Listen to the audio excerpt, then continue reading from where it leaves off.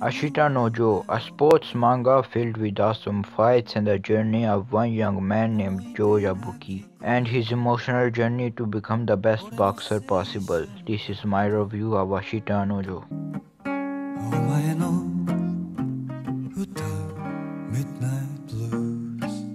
Before I continue, I just want to clarify that I have only read the manga and have not watched the anime, but I will be using clips from the anime just to fill in the time while I talk. Well then, let's start I suppose.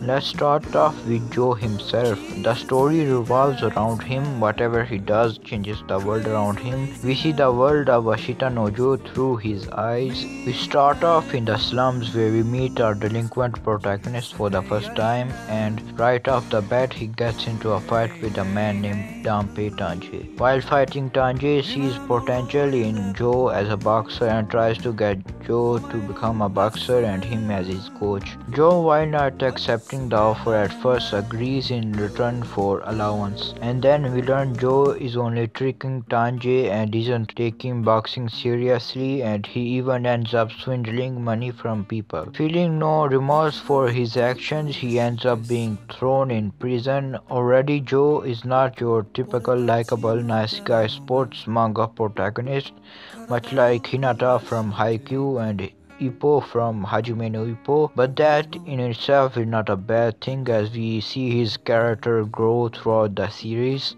In prison, we meet Joe's rival Rikishi Toru,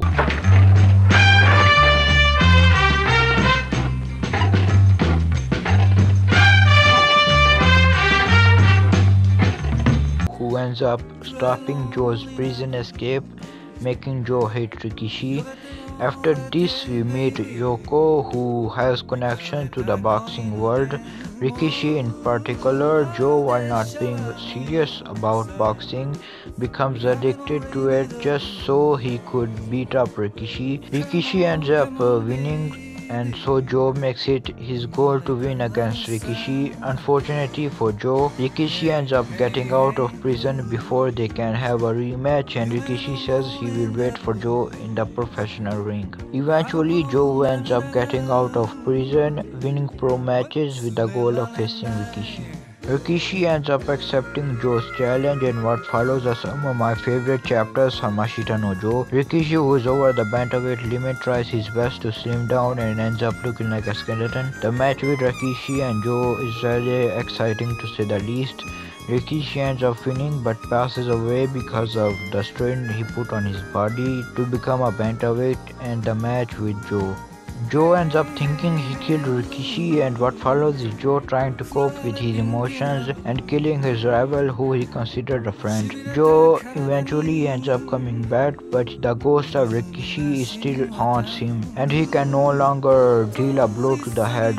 Joe wins a few matches, but then the Boxing Association ends up finding his weakness and try their best to eliminate him from the boxing world. Joe ends up losing a few matches and ends up signing a contract with an unlicensed boxing coach to fight in unlicensed matches. He eventually gets over his fear of hitting the head and returns to the pro boxing world. At this moment, Joe meets Carlos, 6th ranked WBC boxer from Venezuela who was in Japan and fighting for Yoko. Joe, who never really liked Yoko, ends up trying his best to get a match between him and Carlos. Yoko, on the other hand, little by little ends up liking Joe more and more and accepts his challenge.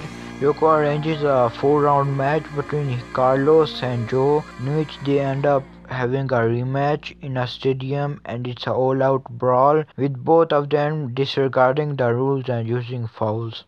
Joe becomes quite popular and becomes a pretty strong boxer, but after a while, Yoko learns that Yabuki is punch drunk.